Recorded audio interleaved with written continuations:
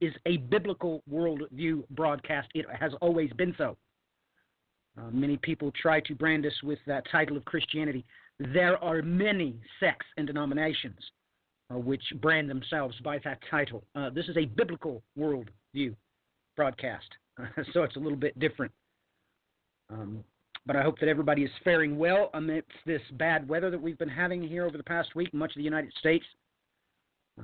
We try to keep all of you in our prayers, all of our extended family, whether you are known to us or known only by the Holy Spirit. We do appreciate you, and we do thank you for coming by. But we have a lot to talk about tonight. I'm going to reiterate some things that I had on my plate about Donald Trump and the way that I see people commenting toward the president-elect. We're going to talk a little bit about that. We have plenty to talk about, endless resources that we can go through here. So let us get Brian on the line, shall we? Brian, you are in the saddle. Just jump in here when you're ready. I don't know if you're back yet from getting coffee, but if so, please do say hello to the listeners.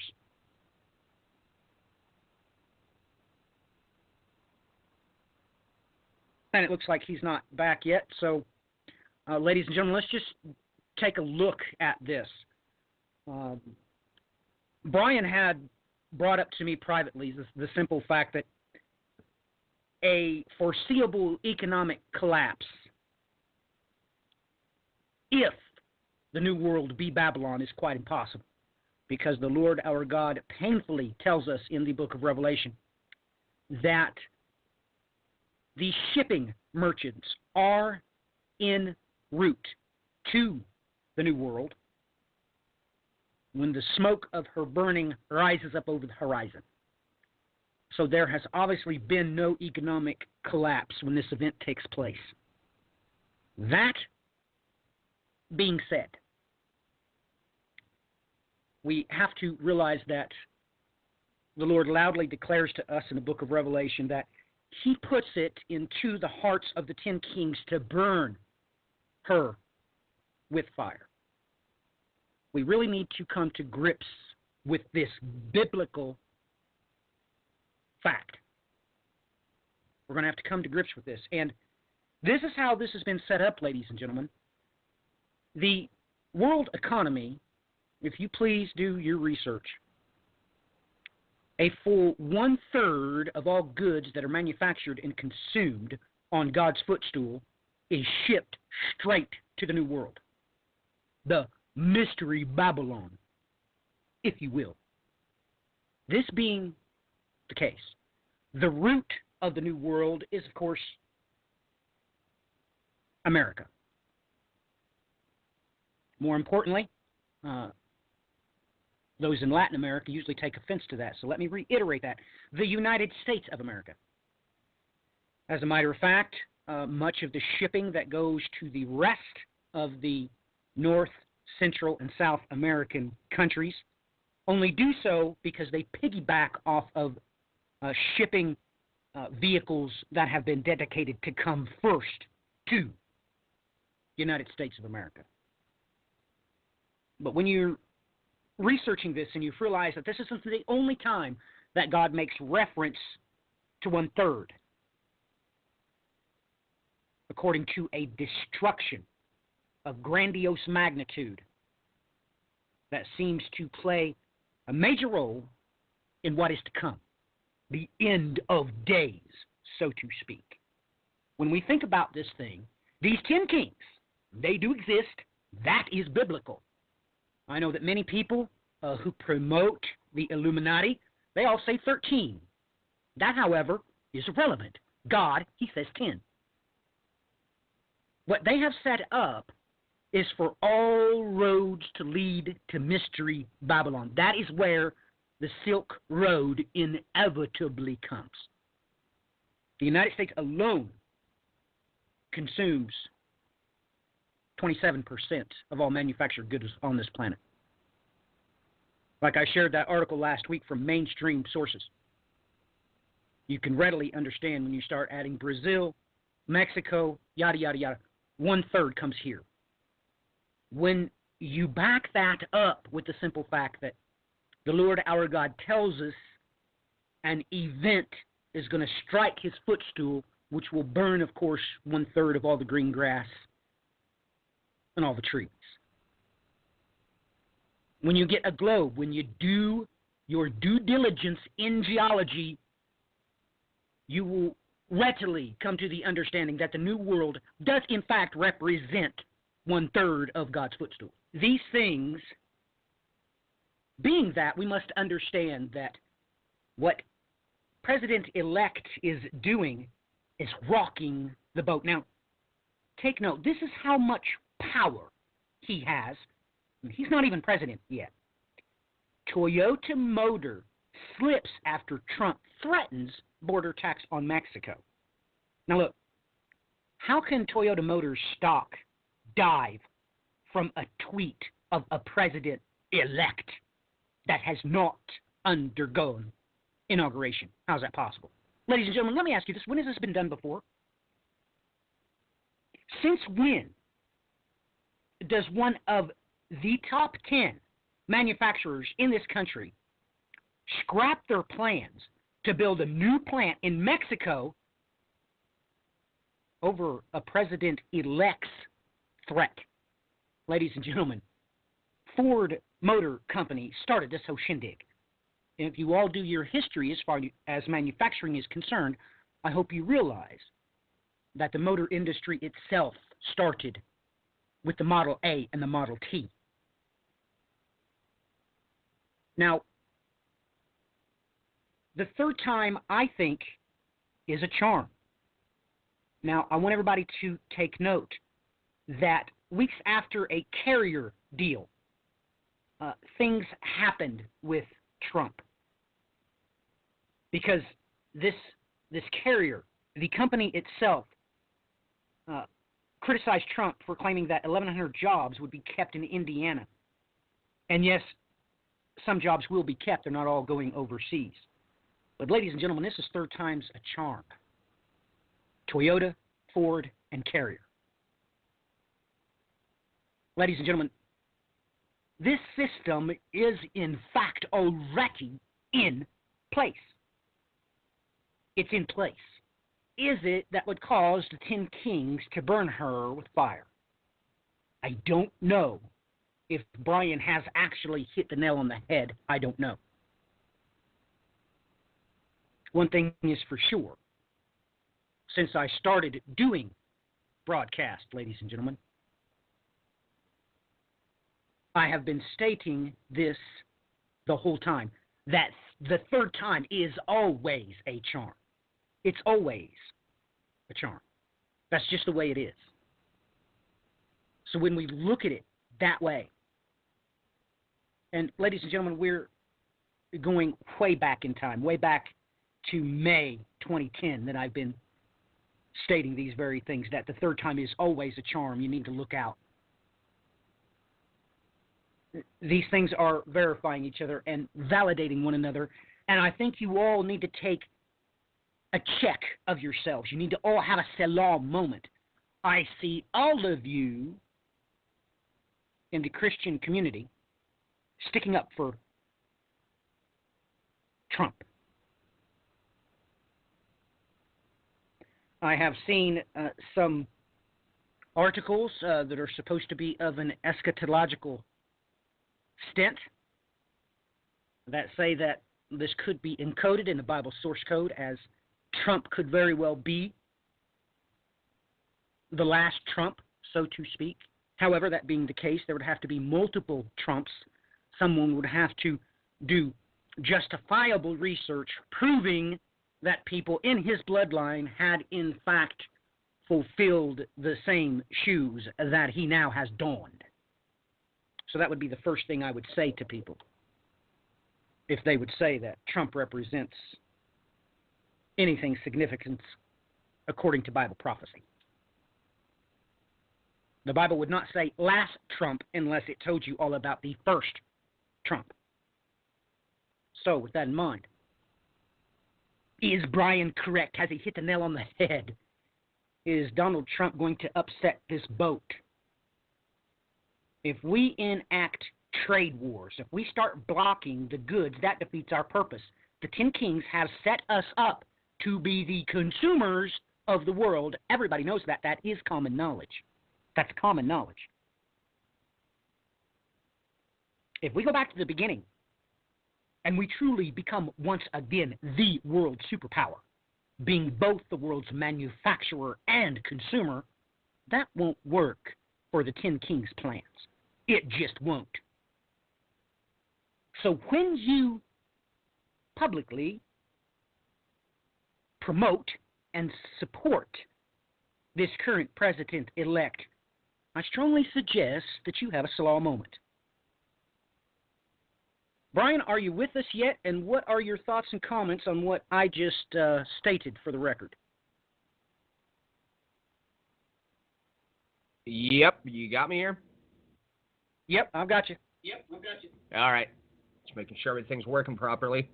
Well, I don't think it changes too much from all that I stated last week. I mean, we're still seeing major rumblings this week on top of it with decisions he's made thus far. I mean, we've got here boss warns Trump, don't move the embassy. Jordan has been warning, don't move the embassy. The Arabs have been warning, don't move the embassy. Essentially stating, you do so, it's going to boil over into full-blown war. Okay, that's one thing that he's set in motion. Already that's, before he's even walked into the White House and taken up that post, already he's ticked off the entire world by stating we're going to move the embassy to Jerusalem.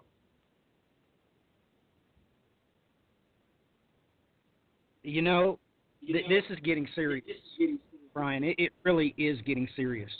We need to think about this, ladies and gentlemen. Here, let me just ask Brian. Brian has done so much work into this, so much groundbreaking work when it comes to cryptochronology. It's just off the charts, ladies and gentlemen. But, Brian, when I say this phrase to you, what does it mean biblically speaking? Now, I don't want to know etymologically speaking. I don't want to know socially speaking. I want to know biblically speaking what it is that you think of when Reuters comes out and says that France will convene some 70 countries on January 15th for a Middle East peace conference in Paris. Exactamundo. Biblically, Brian, what is 70 nations? Where does that come from?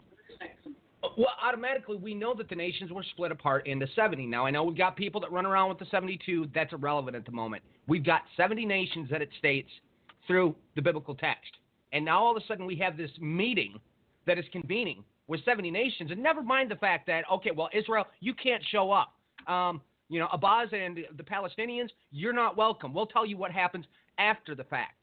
Now, does everybody remember when they made the first initial ruling through UNESCO concerning the Temple Mount? That was just on top of it. It was the exact same thing that was reiterated with this new UN policy. UNESCO, and when they did the UNESCO vote, they did it behind closed doors during Turkey's coup, during the Gulen overthrow. All of a sudden, they closed shop the day after the coup, mind you, which makes little to no sense.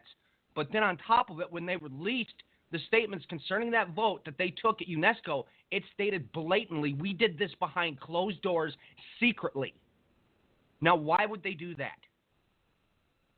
And now all of a sudden you have, after the string of attacks that have come against Jerusalem, and folks, I'm going to cut through the nonsense right here. They keep running around saying two-state, but this has nothing to do with two-state. They want to eradicate and obliterate Israel from the picture, period. It's always been that way, folks. So now they're moving forward again towards this quote-unquote two-state solution, and it's causing all sorts of controversy. At the very exact same moment, we've got, the upcoming administration is going to move the embassy to Jerusalem. It's coming in from every which way at this stage. It really is, Brian. It's coming at us from every which way but loose. But, ladies and gentlemen, the event horizon for even the meaning of 70 nations, it comes from the book of Genesis, ladies and gentlemen. Most notably, most people concentrate on Genesis 10 and 11. the description of the division of nations there being 70 in its totality. You know, Brian, I wonder if through these 70 nations that's going to attend, do you think it is physically possible, scientifically possible, that there could be bloodlines there representing all of these 70 nations mentioned in and chronicled there in Genesis chapter 10 and 11? Do you think that's possible? I would have to almost expect it, to be quite honest. I mean, as much work as I've done trying to trace out these varied migrations, the varied mixings, and so forth, and lay out who's who in this day and age. Okay, we're already talking about, for instance, France. Well, who is France? A mass majority of those people came from the Cimmerian tribes that used to be settled around the Ukraine. It basically states that those groups are going to come from the north when we roll around to Ezekiel 39, and then later after that, Ezekiel 38. So we've already got that one group in the mix with this. Well, you know, and let's just talk about Paris and France for a minute, using isochronal eschatology. Brian, you and I have talked about this many, many times, that what happened during the French Revolution is just off the charts, ladies and gentlemen. It is off the charts. You have to realize that this was outright rebellion against God. That's what happened during the Age of Reason. Ladies and gentlemen, you have to understand that they rebelled against time itself. Brian and I have stated many times that it was France that changed the clock, ladies and gentlemen. They changed the clock. If you can get your hands on a French revolutionary clock, you'll take note, it does not have 12 on it. It has 10. They did not have weeks. They literally shook their fist at God and made 10-day decades. This is what they did. And of course, at the end of the matter, he who started it, I mean, that term itself, Robespierre, the very one who started it, finished it when he himself was beheaded for his rebellion against God. So, this is so extremely prophetic to me and Brian that this would be done in France. Let's go back again to the French Revolution. Any of you done any research on what it was that Napoleon did concerning the Jewish land? Does anybody have any idea that it was Napoleon that wanted to reinstitute the promised land of Israel? Ladies and gentlemen, I'm not joking. What I just told you is true. That's what Napoleon wanted to do. So when we look at this fold in time, this just sticks like a thorn in my mind's eye when I look at this article, the original one from Reuters.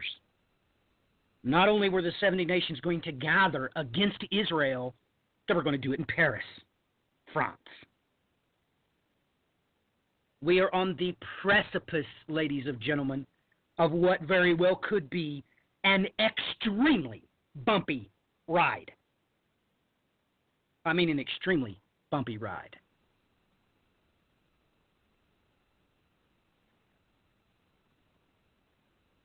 And that's really the only way that I can put it. Now, I know that all of the other prophecy experts concerning President-elect Donald Trump are clearly not only promoting him, they are defending him.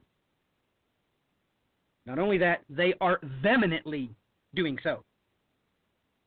I've seen several posts from friends as some of their friends were commenting on their post, and I could therefore see them. Oh my goodness.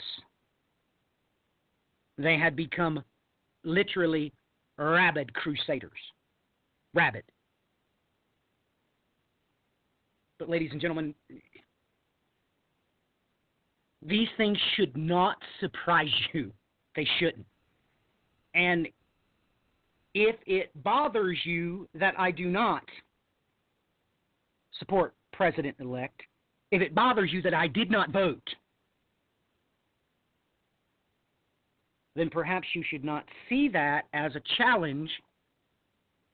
Perhaps you should see that as an opportune moment to take pause, to literally have yourself a biblically mandated Selah moment. We have serious things on our plate that are coming to the forefront. You know, ladies and gentlemen, we have to come to grips that some things, people who say that are in our family, they have been brought up and convinced of things that are not pleasant. Take note of this. If you begin arguments with them and fights with them, they have no hope. It will do you no good to start arguments and fights with them. It will do not only you no good, it certainly will do them no good. Not any.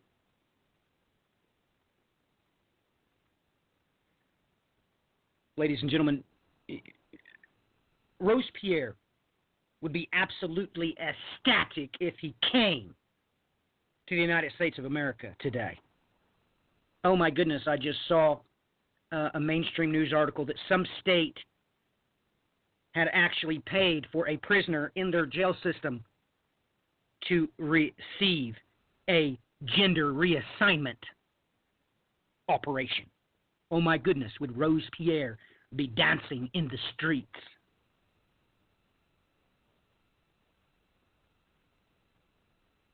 Enough to chill you to the bone when you really think about just the amount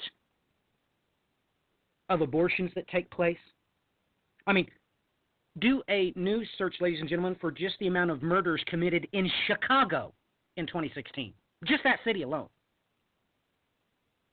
We have become a murderous, stealing, lying, degenerate generation. Which brings something to mind about the social networking site. I was sent a question earlier this week, and when you do so, ladies and gentlemen, take note. It can take me up to a week to respond. I have all kinds of people sending me very important questions, even as this one is very important. And it amazes me that as I read it, I realize that he did not know what the Bible source code had to say about it. It amazed me, but this question came to me. It says, I have a question, and I know that the rabbis know, and from what we know about all the names of our Creator, that they are speculation, possibly made up. My question is there a way for me to find out God's name? Is that to include the vowels, E-I-O-U? Is this a waste of time searching it out, or is there a special place that I can find it? But I do know this much. From what the Word says, for men will turn to the people a pure language, that they may call upon the name of the Lord to serve him with one consent. This is my reply, and I will extrapolate and expand a little on it, and then we'll get Brian's take on this. This is my response. Yes, I have been saying this in videos and broadcasts for 6 years now. As far as I know what the vowels are, this is one of the purposes that the Sefer Yetzirah, which I have a copy of, was written. Now, having said that, the answer is a resounding no.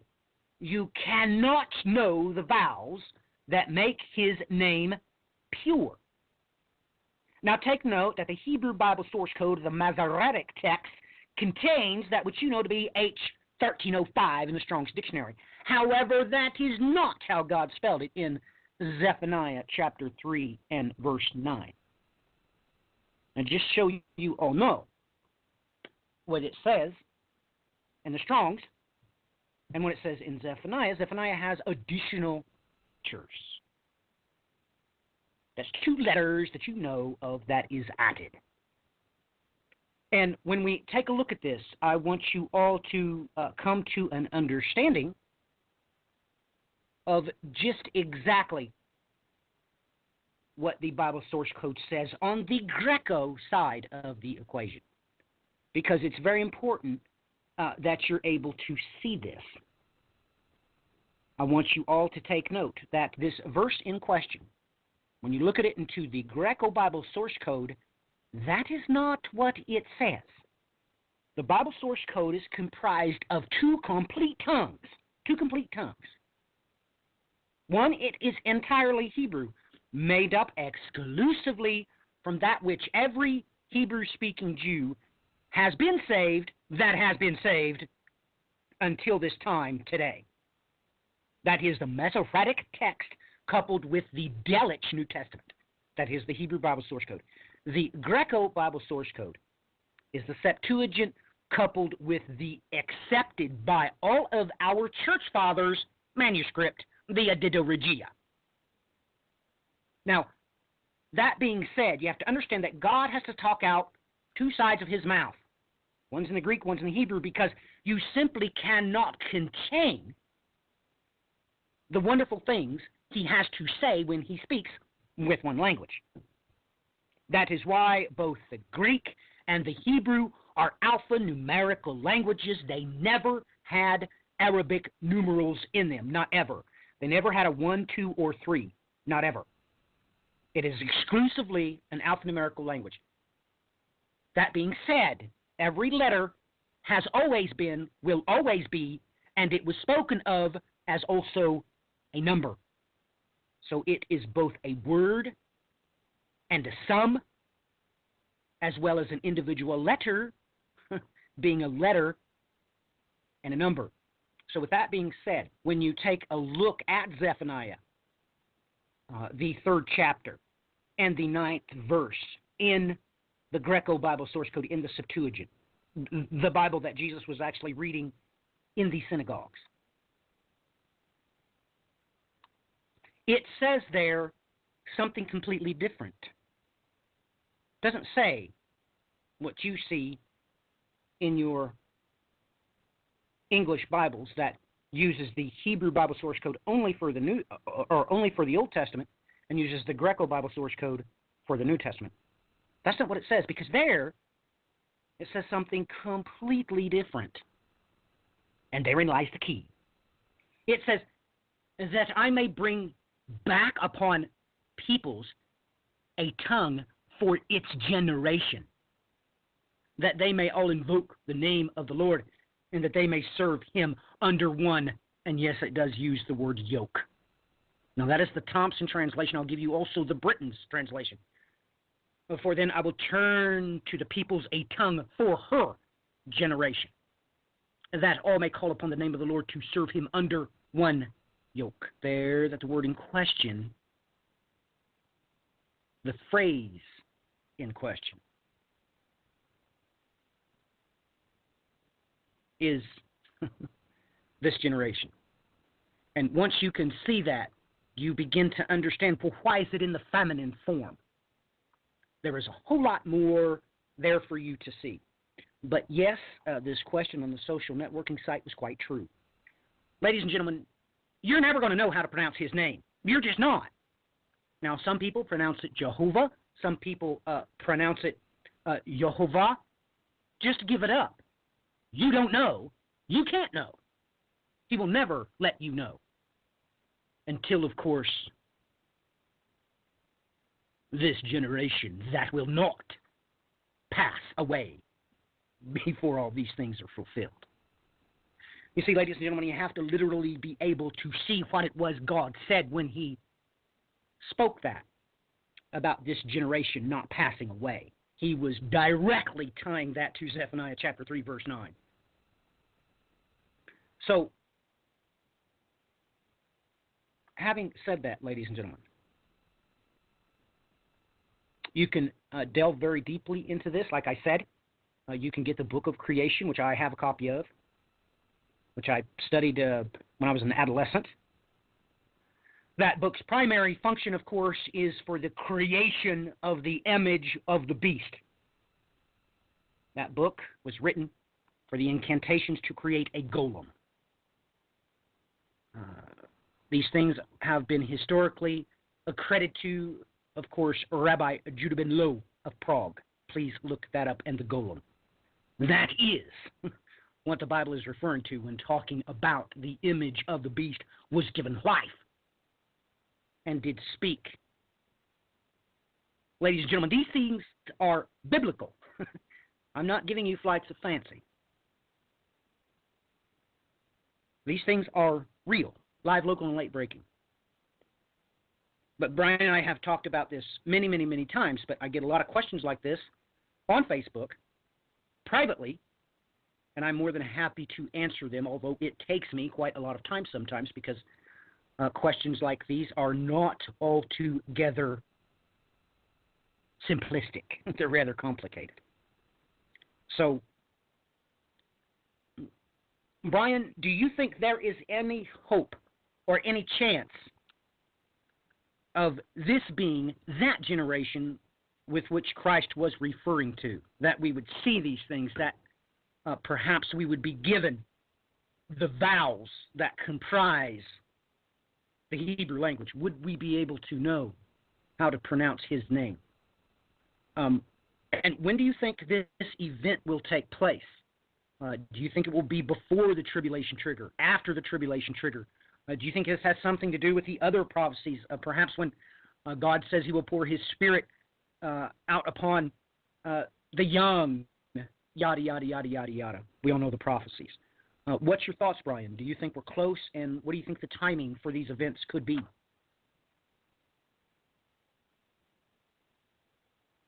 I would definitely say it, by all appearances, appears we are moving in that direction.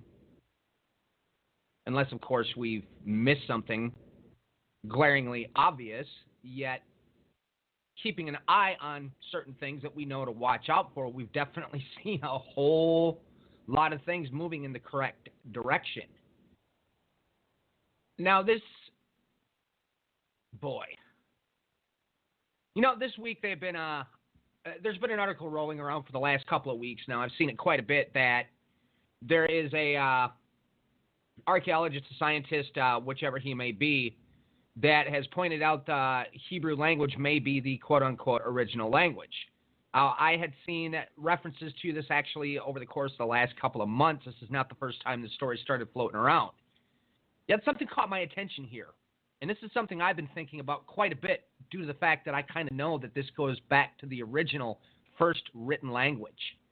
Yet, problem being here, folks, is you'd have to understand who verse 10 in Zephaniah 3 is actually referring to. Because, okay, here's the verse that Matthew referenced previously, verse 9, that I may then bring back upon a people a tongue for its generation, that they may all invoke the name of the Lord, that they may serve him under one yoke. Then the next verse goes on to say, from the ends of the rivers of Ethiopia I will expect them. Among my dispersed, they shall bring sacrifices for me. Now, to those of you out there that haven't watched the videos, this might leave you a little bit confused. But what they refer to here as Ethiopia is not what you consider modern-day Ethiopia. And I'll tell you this right now, folks, there's a lot of work that's been done over the course of the last 200 years that shows that this language base from this actual group that lived in Central Asia that they refer to as Ethiopia from the Greek texts, that's where the first written language came from. And I find it rather interesting that it's making reference to this right here in broad daylight, especially considering I just came across this information in the last few weeks.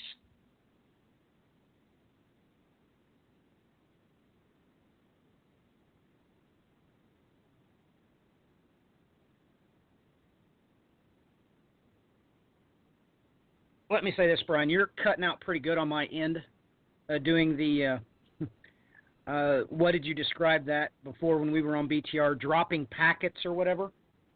We're not getting all of what you're saying. And I would appreciate a clarification there because I missed half of what you said. can you please restate as to whether you think this may be true, this news article, because that was the very next news article I was going to bring up. The article concerning the first language and so forth. Yes, sir. Yes, sir. What I just sort of nailed it on the head there, but I'll repeat what I said. I've long been wondering this myself, and look, I've done a ton of work as pointing out where the root of civilization actually did come in from Central Asia, and it's been found that that language on top of it there from the root of civilization from Central Asia, which everybody constantly refers to today as Sumerian, is actually part of, they consider that a quote-unquote language isolate, which makes no sense considering that in order for people to communicate to other people, languages have to bounce back and forth because you can't talk to George over in the corner if you don't know what in the heck George is saying unless you have a common tongue to speak to one another with. But the original Sumerian language, and they went out of their way to cover this up, actually derives, they call it, like I said, a language isolate, and it comes from the Finno-Ugrian. But not only on top of that, it's also, most of its roots are also found within the Turkic language base itself. So this is one I've been thinking about for a long time, and knowing where the roots of civilization itself came from, I've always often wondered if it's possible that we're looking at the original tongue actually coming from there. Well, Brian, that's exactly what got me quite a lot of trouble back when I was in an institution of higher learning when I stated that.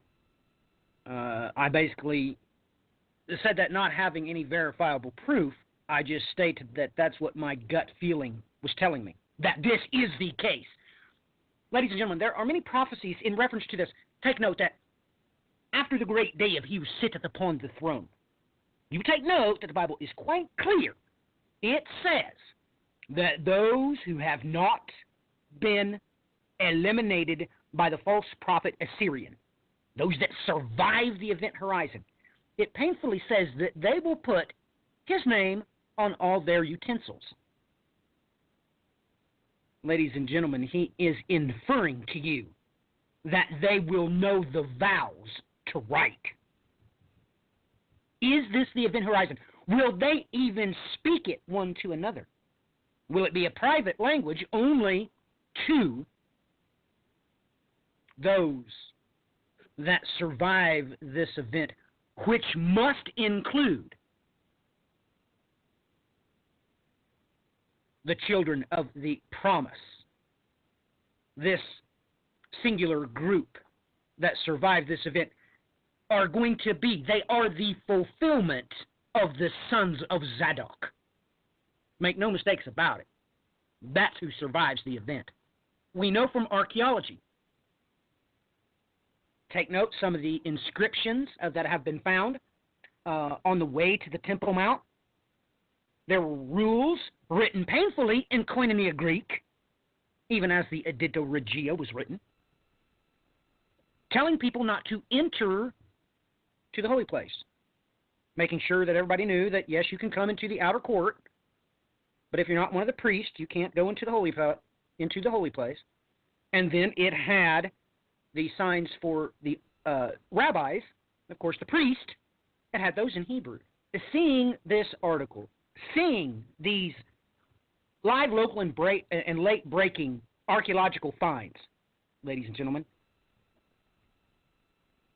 of course, who's going to be of want to enter into the promised land after the mighty Assyrian is done with it? After there has been a bloodletting of the rebellious Jews on a biblical scale. But the Lord our God is quite clear. He says, those that remain on their utensils write his name. And of course, we know the New Testament references in the book of Revelation saying that there are those who are inscribed with his name and his Father's name. These things are key critically important to what is to come. Now, ladies and gentlemen, this news article, it did come out this week, or was it the week before, Bri? It was pretty recent, right? Well, as I stated, there is that article's actually been floating around for a couple of months. They just started reposting it again in the last week. So, well, I seen one article that I think I posted it on the social networking site. I think I did. They found something else in addition to the original inscriptions that they had found. So that's why they reposted it. Let me go to my Facebook page and scroll down. It should be pretty close to the top. Lots over there posted, but yes, controversial new theory. This is the Daily Mail version. This was published, I think our sister Deb is the one that originally got a hold of this. Yeah, this was December 7th. So yeah, it's like a month. So this is really live, local, and late breaking. But Brian, there can be no debate. Why would the Lord our God tell us that this remnant of survivors write His name? And it never says too much about them speaking, actually, in the said text. So it makes you wonder. I mean, of course, who would want to take, or who is going to have the resources to take a vacation to the Promised Land after that day? So it makes me wonder if they speak this only to themselves, and they, well, of course, what truly must be revealed. I mean, I just mentioned earlier that in Zephaniah chapter 3, verse 9, the Strong's puts this word as H1305, when painfully, the Masoretic text does not say that altogether. It has additional characters in it. That being said, don't you realize that once they know what the vows are and they're able to put the vows in place, they will truly have understanding. They will truly have eyes that can actually see and ears that can actually hear. Don't you realize that, ladies and gentlemen? What a magnificent promise to the people of Israel that is. Now, I do not know. Perhaps we can make that for a future broadcast. The bride herself will be preoccupied with other things. So we do not know what's going to happen there when we gather unto the tabernacle of David. Remember, these are two separate groups, ladies and gentlemen. Someone, of course, must repopulate the Promised Land. These things are real. This is biblical, what Brian and I are speaking about. So just imagine what they will see when they truly, for the first time, look at a copy of the Torah. They will truly see it and hear it for the first time. Because there's many words in there. Of course, me and Brian have been caught up in debates into the wee hours of the morning on multiple occasions. Well, you know, this could be this word, but it could be that word. Because, well, they both only have 3 letters, and, well, that's all we got to work with. We have no idea if he was talking about, let us say, camel's hairs or ropes. You don't know. You can't know. You just have to swallow it. You just have to accept that now, in this time, it is not permitted for us to know everything. But the time will change, and it will become a beautiful time for us to know, see, hear, and understand these things. That much is true. So, ladies and gentlemen, I hope you realize I'm sure that they come under massive fire saying or even suggesting that God actually spoke Hebrew in the Garden of Eden, the event horizon. I'm sure that all 70 nations are in absolute agreement, gnashing their teeth at these archaeologists, at those who penned these articles. But make no mistakes, what the Bible says, that is what is to come. That's what's going to happen. So, Brian, I'm with you. And I've been thinking those very thoughts for quite a long time. Ladies and gentlemen, we're going to go ahead and... Yeah, go ahead, Brian. Give me 1 second. I was just going to point out that, albeit the information in this article is accurate, I would just say it's titled incorrectly. Right here at the beginning is Hebrew the world's first alphabet. Israelites in Egypt may have turned hieroglyphs into letters 3,800 years ago. Well, that's all good and fine, that taking from hieroglyphs and so forth, but it's already known that this is not the first written language, and depending on which quote-unquote theoretical thread you follow, biblically speaking, we know this to be the case anyways, that the people from Egypt would have had to have come out of the first civilization and made their way over towards Mitzrayim or Egypt. So the title of the article is actually what throws things into disarray. What's inside the article appears to me to be good. It's just the title is throwing the whole thing off.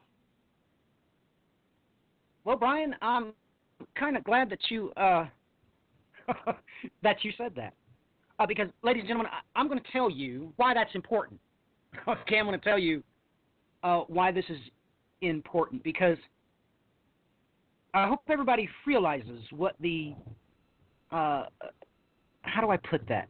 The cryptochronologists are fighting, because it's big news, ladies and gentlemen, what these archaeologists were pointing to.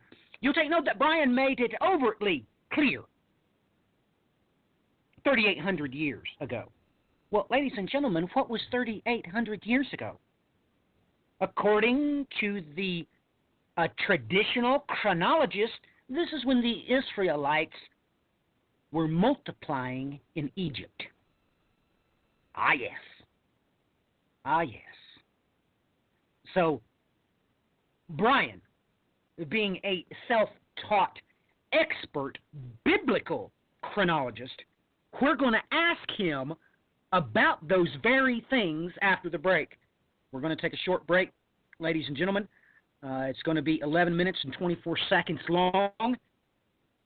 And maybe while we're listening to a couple of tunes and I have to get more coffee, of course, perhaps you can consider these things and research these things. Why do those archaeologists want you to see 2017 minus 3,800 years? We'll be right back after the break. Well, let me see here. I mean, the last thing we had to kick off with there was chronology-wise, and this article here from Daily Mail brings up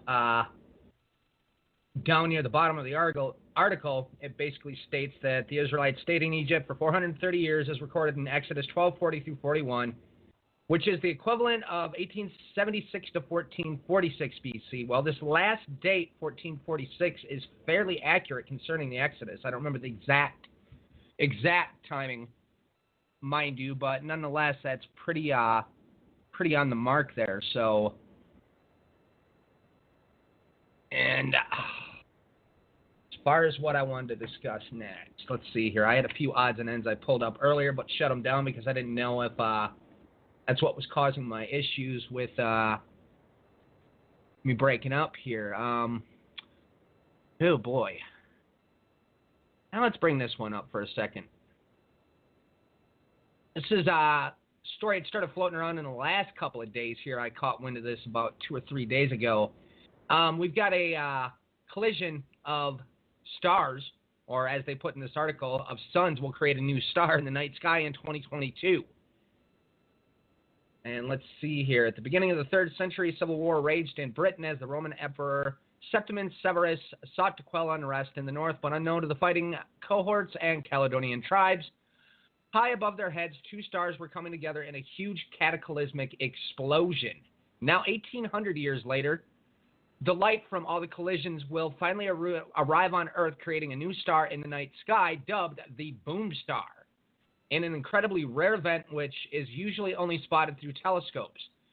Before the meeting of the 2 stars were too dim to be seen by the naked eye, but in 2022, the newly formed red nova will burn so brightly in the constellation of Cygnus that everyone will be able to see it. Here we go again, right back into Cygnus, folks. Now, I don't know if you've seen this article, Matthew, but I don't know what you make of that one. New star showing up in the sky of all years, 2022. Now, send that right to you quickly into here. sweet spot.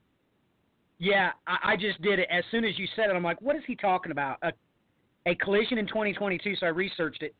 I, of course, went to one of my breakaway sources. I'm looking at Astronomy Magazine, and you just sent me one from the Telegraph. So basically the one from the Telegraph is probably has the same event horizon as this one. But, of course, I didn't catch this. This was published Friday, January the 6th, 2017, yesterday, in Astronomy Magazine.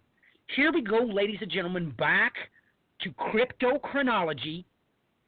And, of course, I do believe that Brian's friend, Andrew Collins, has done quite a lot of work about the Cygnus connection to the Giza Plateau, which when I'm done here looking at this, we'll have Brian bring us up to speed. Now, I may be incorrect about the author that first talked about this, but, ladies and gentlemen, 2022. Now, take note that Brian and I was telling you about celestial symbology 6 years ago. We were coming live out on broadcast and videos, loudly screaming this date. Remember, ladies and gentlemen, that the Hebrew calendar is different from ours.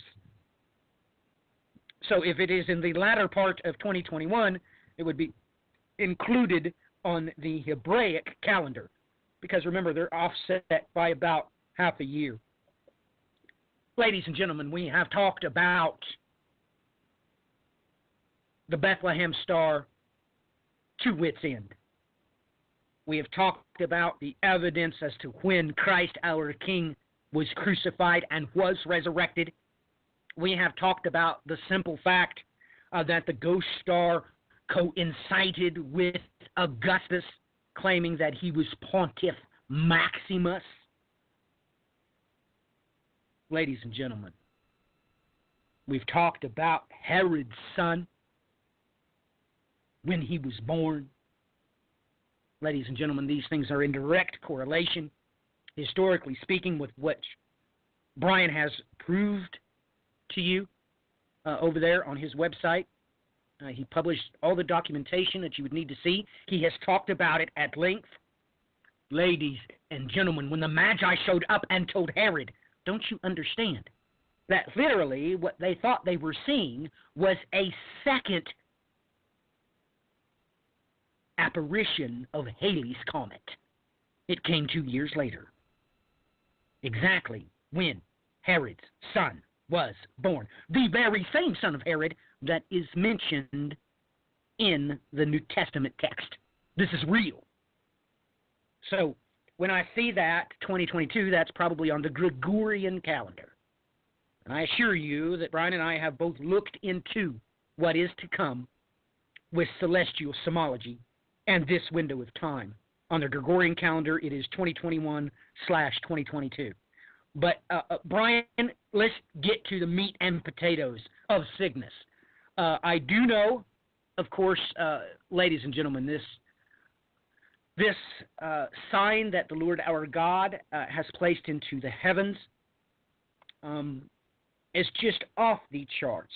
Brian is literally an expert on this constellation and everything that came out concerning the cryptochronologist. So, Brian, this just takes me by surprise and leaves me completely breathless that this mighty sign in the heavens would be displayed in that constellation come 2022. That's absolutely amazing. So back to you, because I'm just quite honestly speechless. What's your thoughts about it? And please refresh the listeners as to why this constellation is so important. And let me not forget to remind the listener that, of course, the God haters call this the Southern Cross. Right? Yep, that's a big, interesting sign that's appearing there in Cygnus. Now, for everybody that's not familiar with this, I've spoken about this before at great length concerning Cygnus. Andrew Collins has done a lot of work on this, at least covering a couple of books, and it even comes into some of the new work on Göbekli Tepe. The most notable thing about it is the bird itself that shows up there. and its positioning over the galactic center. And that's one of the standout things. He's done some work where he's found that it aligns with the Great Pyramid and the other alignments within the pyramids there in Egypt itself as well. And it's rather interesting stuff when you take his work and then overlap that of Robert Bauval's on top of one another with his work with the Orion correlation. And it just kind of makes you wonder there what's going on. You know, it's the old infamous elephant in the room that I brought up in discussion with some of the other historians on this one, and they weren't altogether all too familiar with Andrew's work. But I think one of the things that gave his findings a little more credibility was the fact that on top of it, when he took this alignment, he was able to locate the underground caverns that go underneath the Giza Plateau due to that alignment. So that you kind of have to scratch your head and go, okay, we've stepped beyond coincidence here. Now we're looking at something else that's a little bit more plausible. You know, some of the ancient depictions, like you go over to Göbekli Tepe, comes into the vulture. And, you know, we pointed out at great length the symbolic nature of the vulture out there in Central Asia and the infamous vulture shamans. So, you know, we've got this sign floating around. We just, in the last week and a half or so, Dr. Paul Laviolette, or as Matthew refers to him as Dr. Purple, had released an article on the possibility or probability of seeing the effects of a galactic superwave between now and, if I remember correctly, about 2021. I think, Matthew, you might have posted that early in the week. If it wasn't you, I know one of our listeners caught it. Yeah, somebody posted it. I remember seeing it, but I can't remember who. It was probably either Deb or Jenny, I would imagine. But it's almost like that article came as a preface to this because, you know, ladies and gentlemen, we are always quick to give credit where credit is due. Now, Brian has done most of the research concerning this archaeological site, Göbekli Tepe, with Andrew Collins. And just off the charts. Ladies and gentlemen, could this be what Dr. Purple is looking for? Is this the super Wavitic event that will, in fact, be the tribulation trigger? Ladies and gentlemen, how did Andrew Collins use this constellation to find those underground chambers? What were they built for? Was this tied? Is it part and parcel with going back to the days of Noah? I mean, ladies and gentlemen, what is the power magnitudes we're talking about, ladies and gentlemen? What could possibly come from this? Because we don't know. Ladies and gentlemen, two stars have never collided before, okay? Saying that this is going to be a nova is really highly speculative. We don't know. We've never seen two stars come smashing together. So this is absolutely off the charts, ladies and gentlemen. Off the charts. Two stars that's going to collide with each other. But I strongly suggest that you look up Dr. Paul Laviolette and do research because he has basically set up and provided us with a model that will explain what it is the Lord our God may be referring to when he says he will ride the cloud to Mount Paran. You will find Dr. Purple to be very friendly and manageable. He is quite knowledgeable in a superwave, what he calls a galactic superwave. So I strongly suggest that you consider that the Lord our God was being quite literal, as well as being prophetic when he stated that we were going back to the days of Noah. Brian, back to you.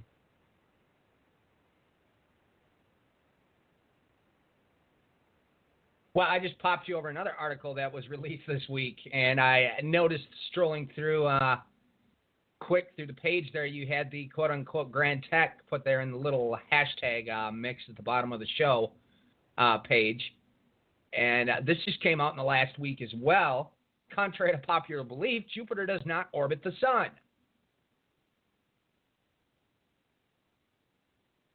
Just thought I'd drop that there and let you look at that. Okay. Stop the bus, ladies.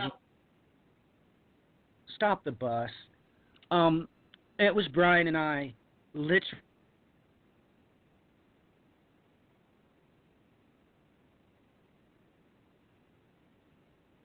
Ladies and gentlemen, there is a celestial scapegoat. There must be, because the sun, its equator, is off the ecliptic by 7 degrees. Now, just take note that this just came out in mainstream news articles, but when you take a look at the GIF, I see what I'm seeing. This is the exact same type of GIF they used to display to the world that Pluto and her moon Charon was in fact revolving around each other. They are a Uraeus type of crown. Creates a crown. When you look at this, this is what they have proven, that the sun and the king star is in a synchronous orbit, one with another. So, ladies and gentlemen, oh my goodness, this is literally one of the proofs that I was looking for. Ladies and gentlemen, all of you know that in an institution of higher learning, it was my first call to action, of course, to study the Bible, God's holy word. My secondary purpose for being there was to enlighten myself concerning celestial semology. In doing that, Brian, who else could do this to me? You've done this twice in less than 10 minutes. You have got to look up this article, ladies and gentlemen. Just do this. Type this into a search engine. It says, contrary to popular belief, Jupiter does not orbit the sun. You're going to come over to Galaxy Monitor. I'm not sure if they are the event horizon for this article. Let me check the date. Unfortunately, ladies and gentlemen, I don't see a publication date on this.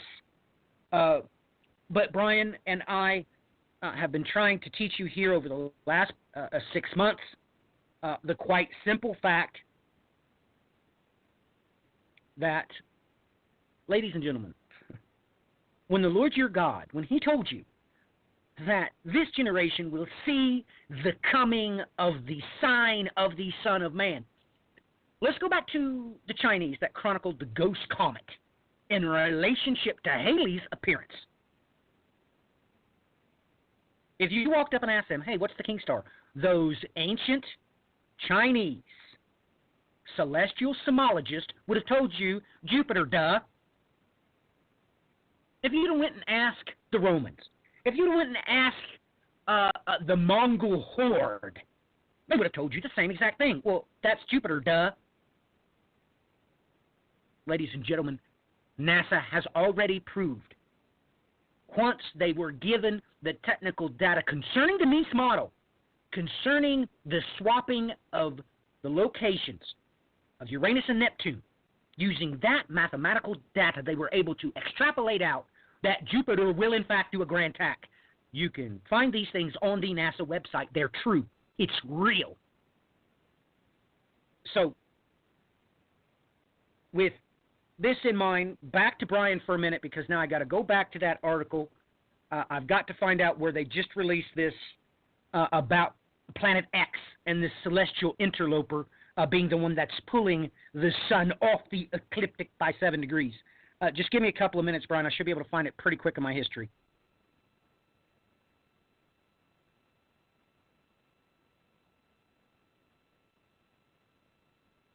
While you pull that up, there's a couple of interesting articles. I pulled it up on a different website here. Express.cu.uk brings up the same article concerning Jupiter, but I found two more entertaining ones. Or rather, maybe not so much entertaining, maybe a little bit more in your face. Society to collapse by 2020. Scientists predict peak turmoil in 3 years.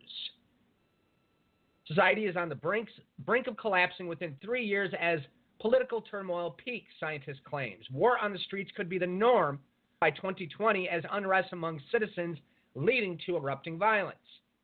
Peter Turkin, a professor of ecology and mathematics at the University of Connecticut, has been studying history as if it were science, and by analyzing past societies has concluded the current societal norms are nearing their end.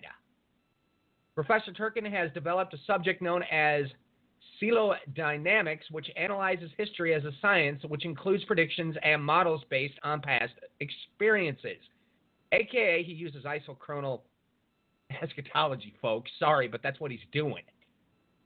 This Russian-American scientist has been building his model for years, but states the election of Donald Trump as president of the U.S. will accelerate the negative trends, leading to peak in turmoil in 2020.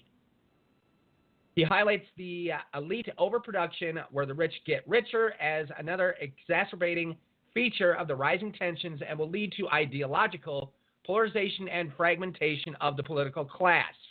Sorry, folks. Remember all his promises concerning the rich people and all that, getting the money back into the middle class? Then why has he piled his administration with top bankers and everything else under the sun?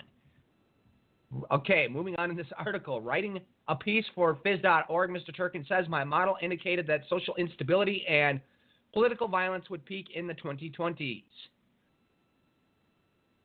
The presidential election, which we have experienced, unfortunately confirms this forecast.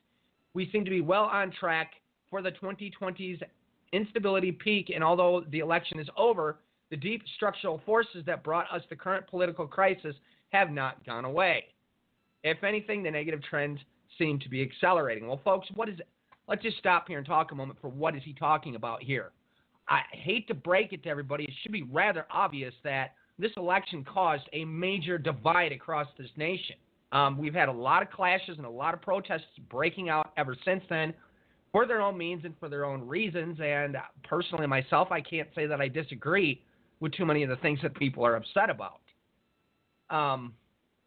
We had almost a 50-50 split here, granted, after the election as the votes kept being counted. It was actually Clinton that came out on top in the popular vote. But, of course, as we know, the electoral votes essentially control everything as far as how the presidential elect is put into office, a.k.a. he will become the president coming up on, I think it's the 18th or 20th here. But nonetheless, folks, we kind of have warned to watch for this divide, these quote-unquote civil wars breaking out within nations. And we've seen this constant thread all throughout the world on a continual basis here. And this new rhetoric that has come forward, this neo-Nazism, as we've been referring to it as, has been becoming commonplace within the Western world. And we're seeing this lead to clashes over and over and over again. So to move into this article a little bit more, Donald Trump's proposed tax policies are another element that could bring on the inevitable collapse of society, Mr. Turkin adds. He writes, drastically reducing taxes on wealthy Americans will hardly strengthen the fiscal health of the state. Dismissing the ideas that his prediction is sensationalist, he adds, this is science-based forecast, not prophecy. However, the collapse of society can be avoided. Our society, like all previous complex societies, is on a roller coaster, and personal social forces bring us to the top. Then comes the inevitable plunge, but the descent is not inevitable. Ours is the first society that can perceive how these forces operate, even if dimly. This means that we can avoid the worst, perhaps by switching to a less harrowing track, perhaps by redesigning the roller coaster altogether.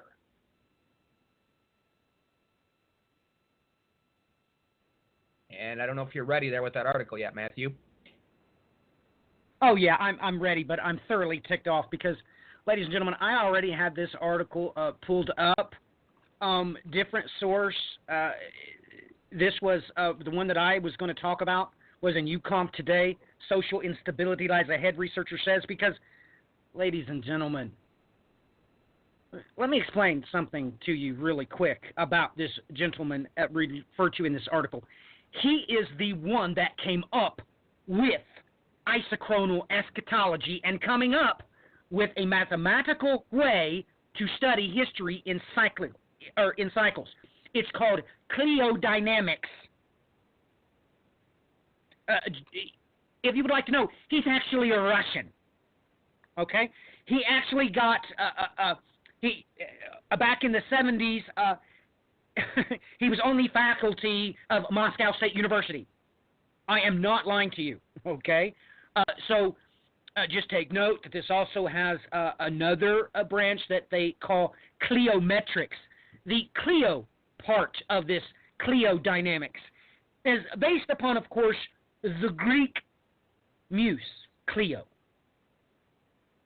Ladies and gentlemen, how did Brian bring up this article having no idea that I was going to bring it up myself? But, ladies and gentlemen, they know that history is cyclical. Look, I'm not lying to you. Cliodynamics is, in fact, a part of the academic community. Okay? So it just blows me away that what this does is this process studies natural sciences and mathematics to study history in order to foresee what is to come. Ladies and gentlemen, I'm not joking with you at all. Prof. Turkin, he really is from Moscow. I'm not lying to you. In the 70s, he was in Moscow. Then later he come over here and got, of course, we gave him a professorship in biology immediately. But, ladies and gentlemen, please look this up. It is called cliodynamics. Now, it's spelled Cliodynamics. Now, another integral part of it, which also deals with the mathematical methods to predict and study history, is called cliometrics.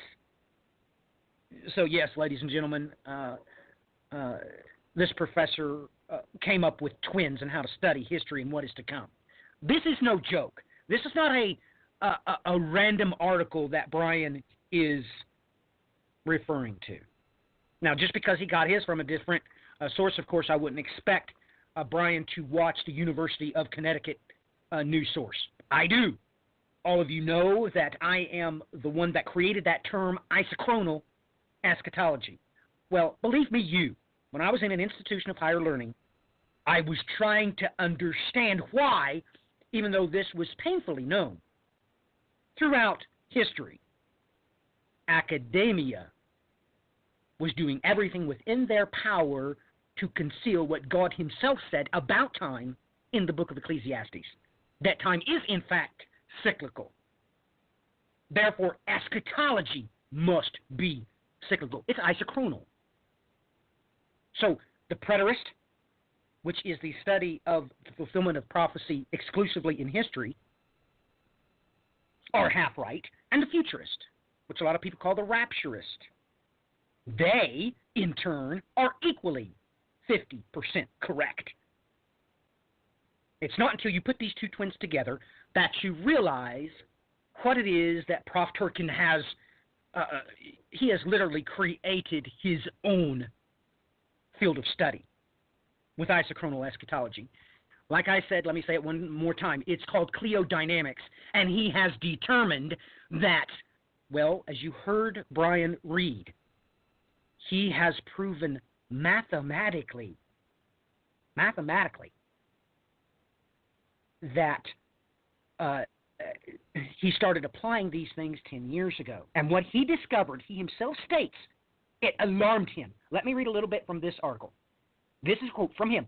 My research showed that about 40 seemingly disparate, but according to cliodynamics related social indicators experienced during the turning point of the 1970s. Ladies and gentlemen, how do you think that I have stated publicly multiple times that 1970 is when the modern age began? It's a part of academia. Anyway, let me continue. Historically, such developments have served leading indicators of political turmoil. My model indicated that social instability and political violence would peak in the 2020s. Ladies and gentlemen,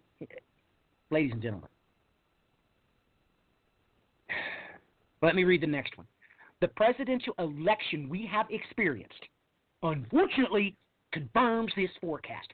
We seem to be well on track for the 2020's instability peak. And although the election is over, the deep structural forces that brought us to the current political crises have not gone away. If anything, the negative trends seem to be accelerating. Ladies and gentlemen, I know all about Prof. Turkin. I have studied him for decades. For decades. Now, ladies and gentlemen, I have painfully brought up on multiple occasions what the me decade is. It's common knowledge what the me decade is. It's the 70s. They refer to it as the Great Awakening, of course. I've taught you all about the cover of the New York Magazine on August 23rd, 1976. Ladies and gentlemen, Prof. Turkin knows full well that men became lovers of themselves in the 70s. The modern age, they also call it the age of communication, the computer age, however you want to say it. It began in the 70s, ladies and gentlemen.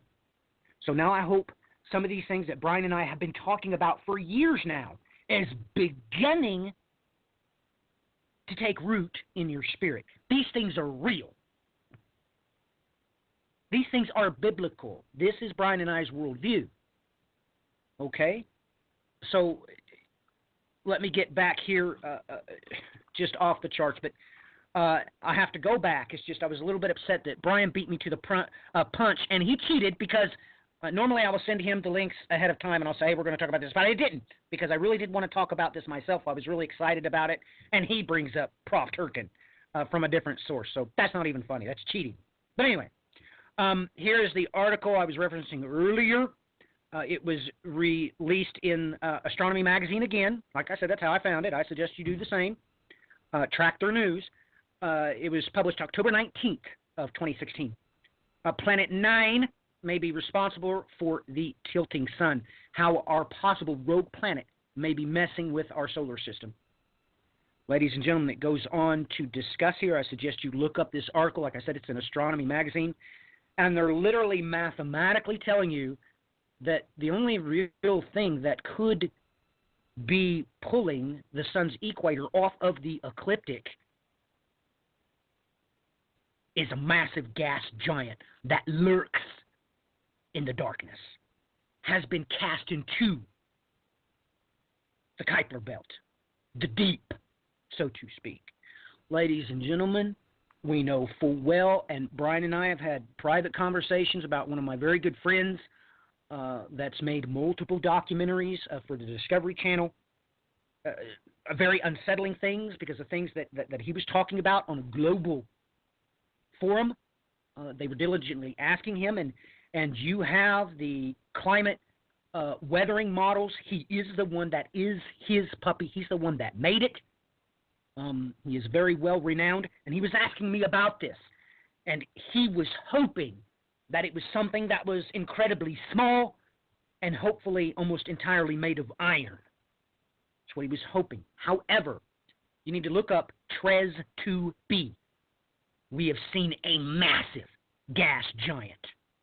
But the only way we was able to see it is it did a transit across its parent star, and its libido is darker than acrylic paint. Ladies and gentlemen, Brian and I have tried to tell you about the celestial scapegoat. We have tried to tell you about what the Hebraic scriptures refer to as Moaz. We have tried to tell you the scriptures at length. Ladies and gentlemen, that's why they're looking for it, because they know that the Bible has told them so, just like Prof. Turkin was told about isochronal eschatology, about time being cyclical, and he has made his own academic discipline. Ladies and gentlemen, I'm telling you the truth. The one thing that would answer all the questions as to why we can't find Planet X, of course, sometimes they say it's Planet 9. The X being in reference to something else entirely different. But ladies and gentlemen, look up Tres to be and imagine in your mind what would happen if that what was lurking in the outer darkness. If a huge, magnificent gas giant was lurking in the Oort cloud. Ladies and gentlemen, let me challenge you tonight. What if the Bible is true? And it's true in ways that you can't understand. Because when God talks about physiology, well, he has to use a language that you will able to understand. Ladies and gentlemen, here, let's just do this really quick. I've already got a message on the social networking site about this generation. What did God say? They want to know. What is it that God actually said? We want to know. We want to know. What he actually says was, Isis Genan, this generation. Where is that exact phrase found in the Bible source code? Where is it? Where is this generation? Where's that exact phrase at? Ah, ladies and gentlemen, if you only had eyes that can see what I can perceive. Might want to take a look at Psalms, the 10th chapter, and verse 6. Oh, ladies and gentlemen, do you even know what Psalms chapter 10 is about? Do you not know that this is in accord with the first chapter in the book of Asaph? This completely mimics the first of the 11 chapters that begins with Psalm 73. Ladies and gentlemen, let's talk about Psalms 33, verse 11. But the counsel of the Lord shall endure forever. His thoughts of his heart from generations to generations. I can see what God actually said. He used that exact phrase that he used in Luke chapter 16, verse 8. I know what he said.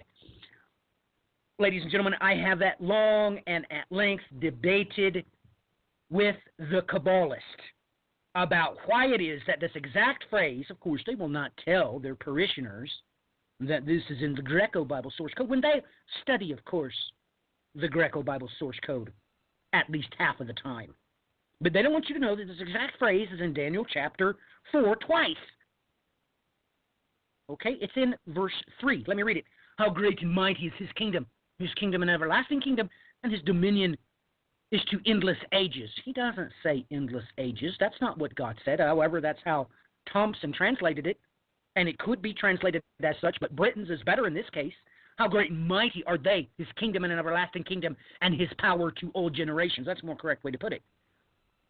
And many of you are thinking, well, what are you talking about, Matthew? What is this in relationship to? Daniel chapter 4, verse 34. And at the end of the time, I, Nebuchadnezzar, lifted up my eyes to heaven, and my reason returned to me. I blessed the Most High and praised him that lives forever, and gave him glory. For his dominion is an everlasting dominion, and his kingdom lasts to all generations. Ladies and gentlemen, that's why Zephaniah 3, verse 9 says what it says. But, ladies and gentlemen, this also has everything to do with Joel chapter 1, verse 3. Tell your children concerning them, and let their children tell their children, and their children another generation. Ah, yes, the promises made to the sons of Zadok. They will come to pass because the Lord God, He is faithful. We have got our warning, Brian, about the 60 minutes to the end of broadcast. I've seemed to rambled on again, but it really upset me that you trumped me, so to speak. How did you find that article about Prof. Turkin? I want to know how you found it. Just tell me. Just it showed up side by side with the Jupiter one. So I had to find a different Jupiter article because that one was causing scrambling of the signal, too much stuff coming through my internet. So I went and found another one, and it came up. Really? All right, well, let's sign off this broadcast. Brian, we're down to God bless, ladies and gentlemen. Godspeed. Brian, say good night. Thanks, everybody, for joining us. Good night or good day, depending on your listening time. God bless.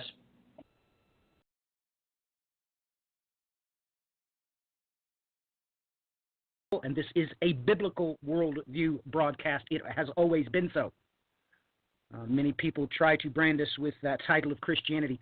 There are many sects and denominations which brand themselves by that title. This is a biblical worldview broadcast, so it's a little bit different.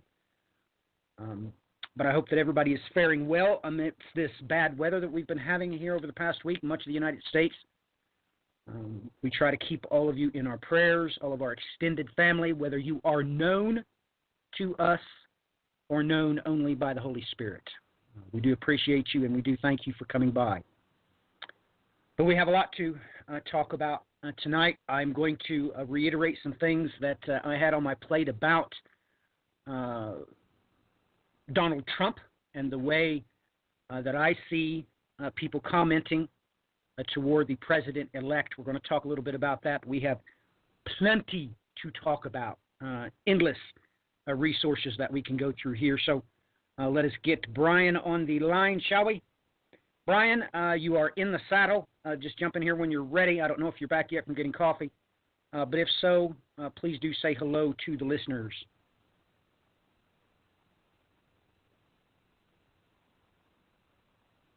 And it looks like he's not back yet. So, ladies and gentlemen, let's just take a look at this. Brian had brought up to me privately the simple fact that a foreseeable economic collapse, if the new world be Babylon, is quite impossible, because the Lord our God painfully tells us in the book of Revelation that the shipping merchants are en route to the new world when the smoke of her burning rises up over the horizon. So there has obviously been no economic collapse when this event takes place. That being said,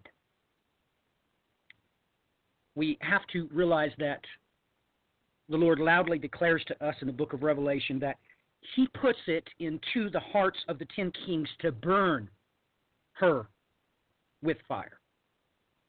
We really need to come to grips with this biblical fact.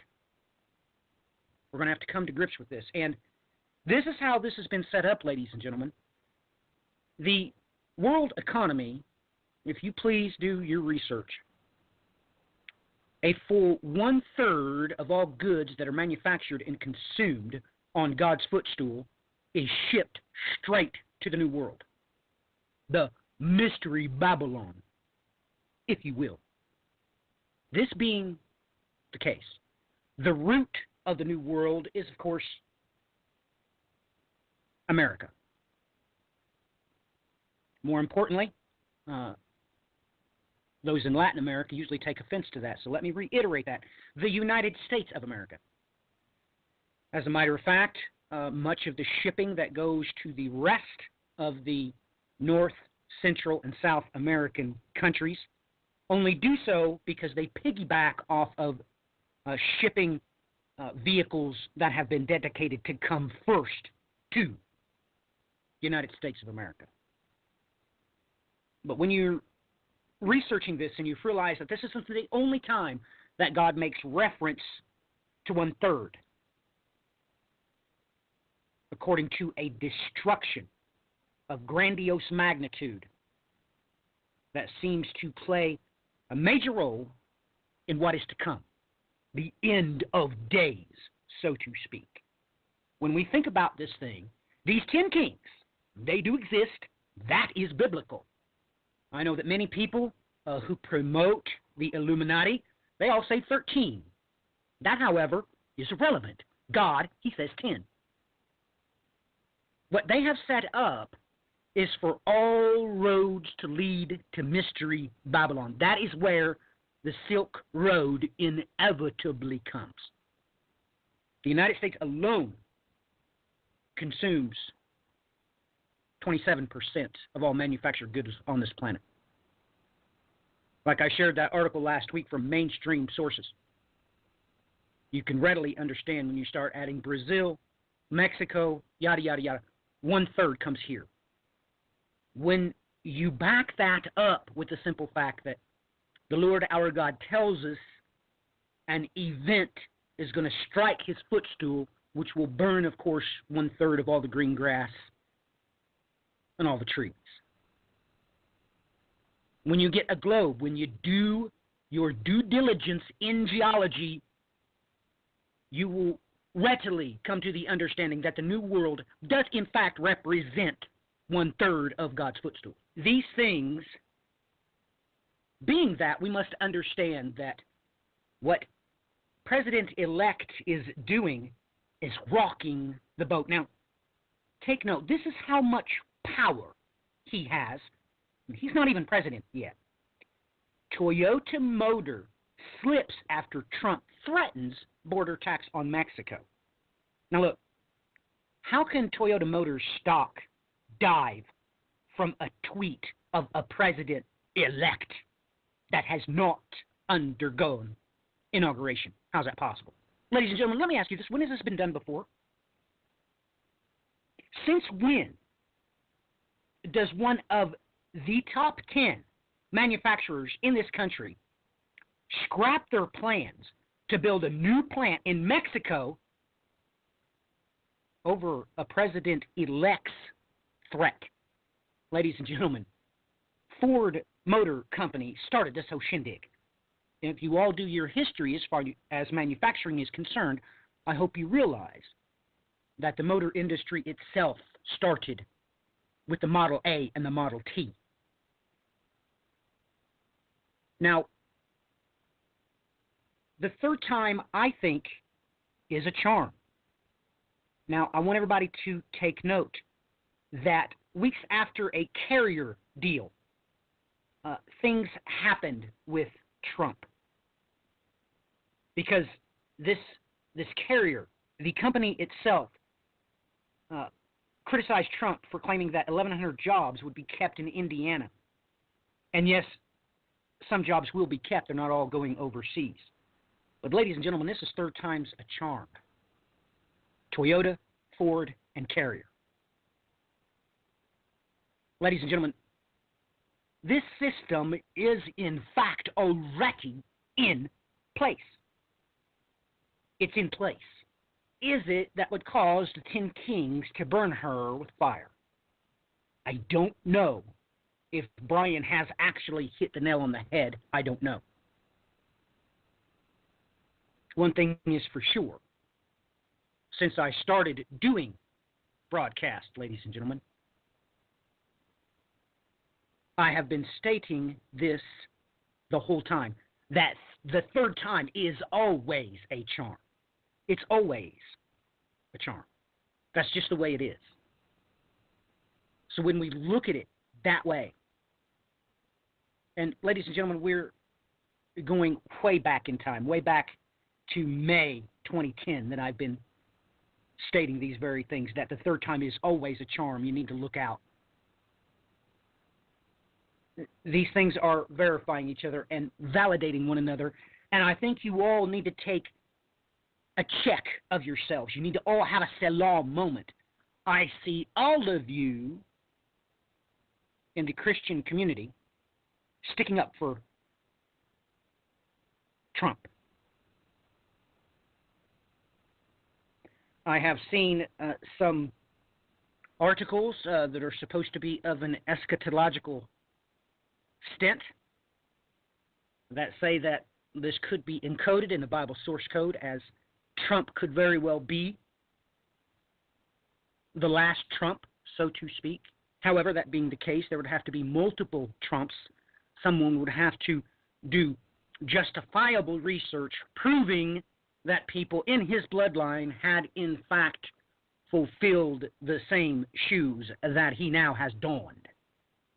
So that would be the first thing I would say to people if they would say that Trump represents anything significant according to Bible prophecy.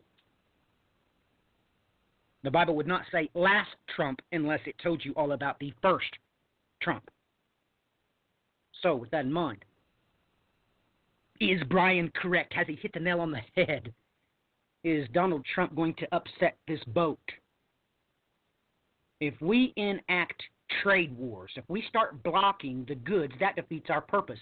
The 10 Kings have set us up to be the consumers of the world. Everybody knows that. That is common knowledge. That's common knowledge.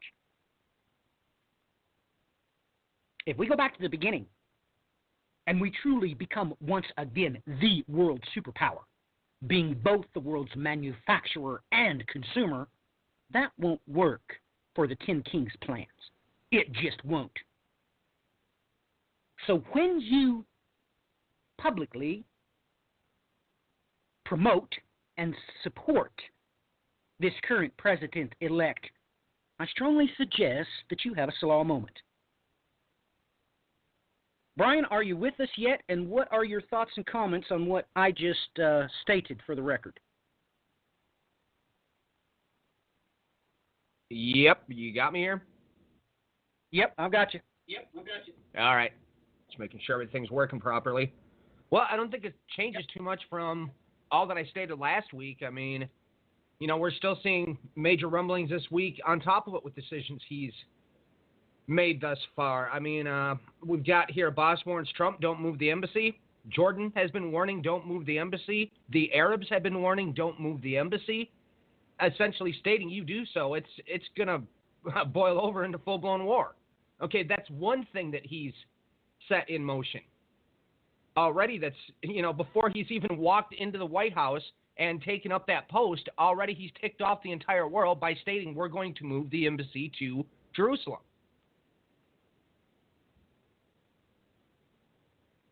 You know, this is getting serious, Brian. It really is getting serious. We need to think about this, ladies and gentlemen. Here, let me just ask Brian. Brian has done so much work into this, so much groundbreaking work when it comes to cryptochronology. It's just off the charts, ladies and gentlemen. But, Brian, when I say this phrase to you, what does it mean biblically speaking? Now, I don't want to know etymologically speaking. I don't want to know socially speaking. I want to know biblically speaking what it is that you think of when Reuters comes out and says that France will convene some 70 countries on January 15th for a Middle East peace conference in Paris.